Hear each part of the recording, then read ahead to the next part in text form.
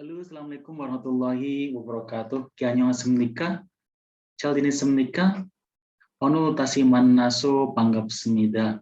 Bagaimana kabarnya hari ini? Tetap semangat, tetap antusias untuk belajar bahasa Korea. Oke, sekali lagi, karena bahasa Korea adalah bukan bahasa kita, mungkin ada terasa susah, kemudian kita putus asa. Tidak ya? Nah, semoga terus mengikuti video-video yang saya upload sehingga apa? Anda bisa akhirnya meraih apa yang Anda cita-citakan, yaitu akan mahir bahasa Korea. Oke, mari kita lanjut pada materi lanjutannya pada video ini, dan ini sangat penting sekali. Pada video sebelumnya, kita hanya belajar kalimat pendek yang polanya cuma dua, itu S sama P. Ada subjek sama predikat. Nah, pada video ini kita akan membuat kalimat panjang. Polanya ada S, P, O, K. Apa? S, P, O, K. Oke, mari kita lihat.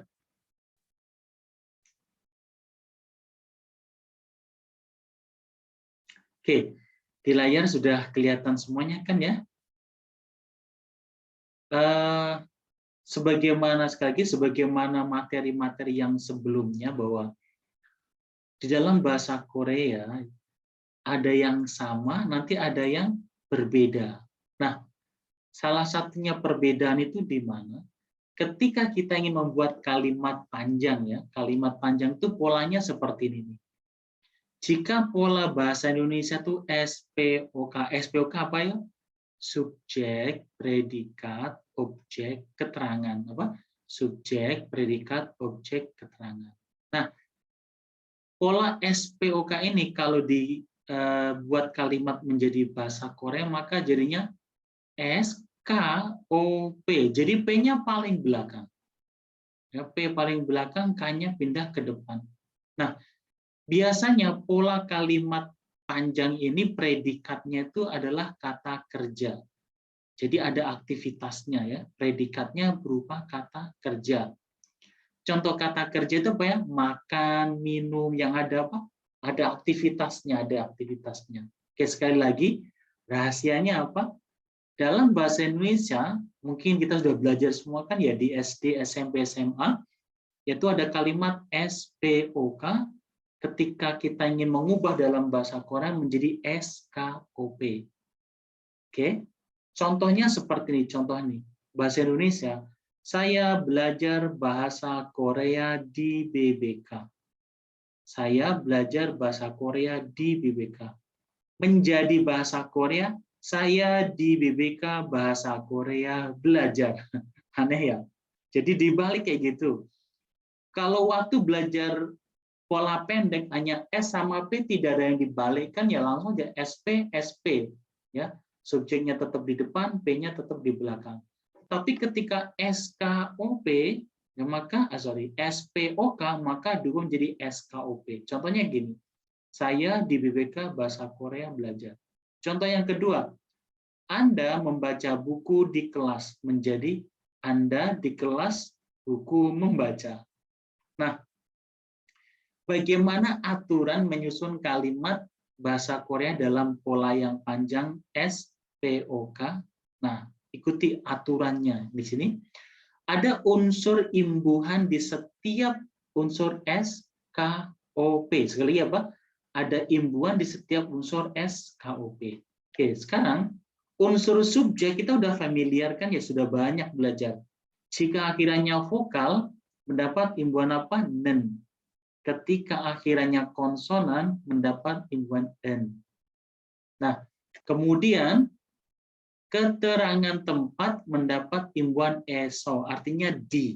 Contoh di BBK nanti, di kelas tuh ESO, ESO. Nah, ini yang baru juga nih. Imbuhan O, objek, kalau vokal imbuhannya rel, kalau konsonan imbuhannya L. Maksudnya apa? Akhirannya, akhirannya. Nanti kita lihat contohnya. Ya, jadi nen, en, eso, kemudian rel, L. Nah, predikat, hati-hati, predikat banyak sekali imbuhannya, lihat di sini. Ketika akhirannya vokal, ketika kalimat positif, benida. Pertanyaan, B nikah, ketika negatif ji ansemb니다. Ji ansemb니다. Kemudian kalau akhirannya konsonan, jadi kalau predikat konsonan, maka titik-titik imbuhannya semnida, kemudian semnika, ji ansemb니다. Ya.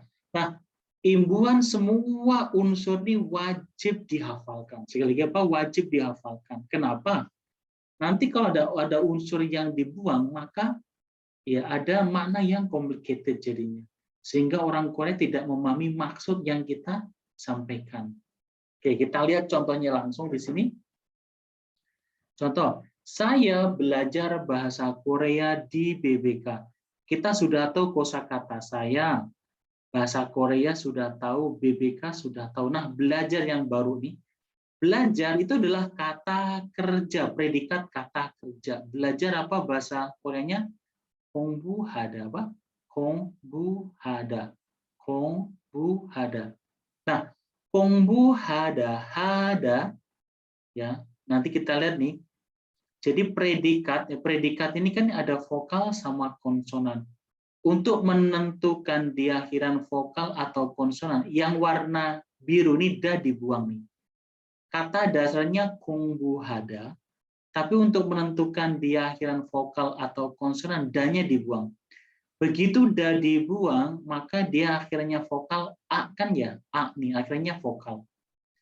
Ketika nanti predikat akhirnya vokal, maka mendapat imbuhan yang vokal juga gitu. Ya, nih. Oke, kita lihat bahasa, kita jadikan dalam bahasa Korea. Saya di BBK bahasa Korea belajar. Nah, akhirnya vokal, maka jadinya nen, maka jadi nanen. BBK에서 di, eso, ini di kan ya. BBK에서 한국어, bahasa Korea itu 한국어, karena dia vokal, nih vokal, maka imbuhannya rel, maka jadi 한국어를, 한국어를. Nah, 공부하다, ha karena vokal dia mendapatkan imbuhan titik b nida. Nah, B-nya diletakkan di bawah nih. 공부하, B-nya tulis di bawah, kemudian nida. Jadi 공부합니다, 공부합니다. Bacanya harusnya 공부합니다. B bertemu N itu menjadi suara M, jadi 공부합니다, 공부합니다. Sekali lagi, kenapa mendapat imbuhan yang vokal? Karena H itu akhirannya vokal gitu. Oke, bisa dipahami? Nah, bentuk pertanyaan sama negatif nanti ya pada video selanjutnya. Kita fokus di positif dulu supaya mudah membedakan mana yang vokal, mana yang konsonan. Oke, kemudian contoh kedua. Anda membaca buku di kelas. Dalam bahasa Korea menjadi Anda di kelas buku membaca. Ya. Nah, di sini lihat SPOK berubah jadi SKOP. Nah, di sini kita sudah tahu buku, sudah tahu di kelas, kita di materi-materi sebelumnya sudah tahu. Nah, membaca, predikat membaca itulah kata kerja kan ya.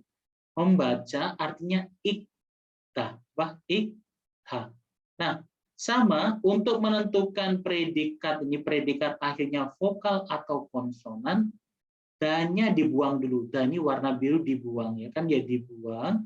Nah, di sini ada huruf G atau K. Di sini ada G. Berarti dia akhirannya konsonan. Karena akhirannya konsonan, nanti mendapat imbuhan konsonan, predikat konsonan. Ya, kita lihat ya sekarang. Tangsin ada N. Hurufnya konsonan, dimatikan huruf konsonan, maka konsonan N. Maka jadi tangsinan. Kelas apa? Qsil. Karena di maka eso. Maka jadi Qsil eso. Cek awal. Cek ini akhirnya konsonan, ada G atau K di sini. Ketika objek akhirnya konsonan, maka imbuhannya L. Maka cek jadi cekel. Cekel. Kemudian kata kerja ikta, tanya dibuang, karena dia akhirannya konsonan, maka mendapat imbuhan semnida. Maka jadi ik semnida.